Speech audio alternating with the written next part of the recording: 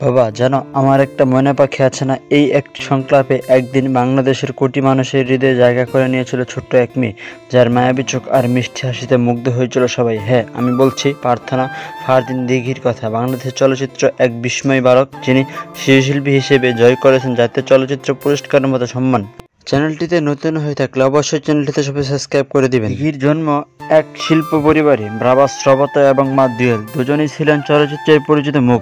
তাই ছোটবেলা থেকেই ক্যামেরার সাথে তার সাক্ষাৎ। 2006 সালে মাত্র 5 বছর বয়সে গ্রামীণ ফোনের একটি বিজ্ঞাপনের মাধ্যমে তার পথ চলা শুরু। এরপর কাজী হায়াত পরিচালিত কাবিওয়ালা চলচ্চিত্রে মিনি চরিত্রে অভিনয় করে তিনি শুধু দর্শকের নয়, সমালোচকদের প্রশংসা অর্জন করেন।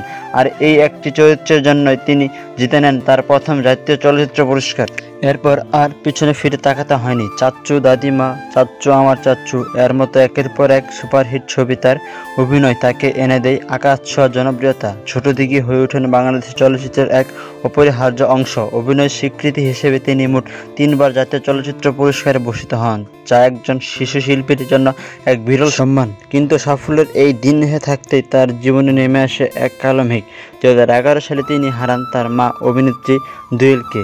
কিন্তু মায়ের মৃত্যু দিঘির জীবনে এক গভীর শূন্যতা তৈরি করে। এরপর তিনি পড়াশোনায় মনোযোগ দেওয়ার জন্য অভিনয় থেকে লম্বা বিরতি নেন। দর্শকরা অধীর আগ্রহে অপেক্ষা করতে থাকে তাদের প্রিয় দিঘির ফিরে আসার জন্য। দীর্ঘ বিরতির পর সেই ছোট দিঘি এখন তরুণী। রূপালী পর্দায় তার প্রবর্ধনা ঘটে নায়িকা হিসেবে তুমি আছো তুমি নেই এবং টঙ্গিপাড়ার মিয়া ভাই চলচ্চিত্রের মাধ্যমে তিনি নতুন করে তার যাত্রা শুরু করেন। শিশু শিল্পী থেকে নায়িকা হওয়ার যে পথ চলা মোটেও সহজ ছিল না।